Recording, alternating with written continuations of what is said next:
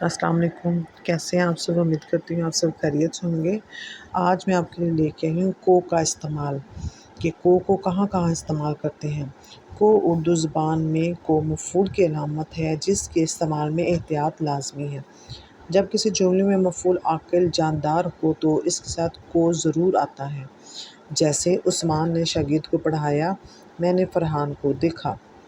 Number 2، اگر کسی جملے میں مفعول بے جان ہو تو کو نہیں آتا، جیسے میں نے کتاب پڑھی، طارق نے اخبار خریدا۔ بولنا چاہیے، ان جملوں میں کو کا استعمال غلط ہے۔ نمبر 3، مرکب مصدر جو محاورے کے طور پر استعمال ہوتے ہیں وہاں کو کا استعمال غلط ہے، جیسے کمر باندھنا کی بجائے کمر کو باندھنا، ہمت ہارنا کی بجائے کو ہارنا غلط ہوگا۔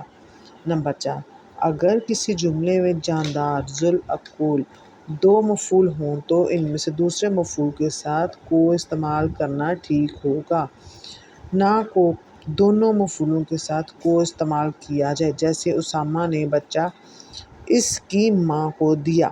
اس جملے میں بچہ اور ماں دونوں مفعول ہیں، لیکن کو صرف دوسرے مفعول ماں کے ساتھ استعمال کیا جائے گا۔ امید کرتی ہوں آپ کو کا استعمال سمجھ لگ گیا ہوگا کہ کو کا استعمال کہاں کہاں کیا جاتا ہے۔ اللہ حافظ۔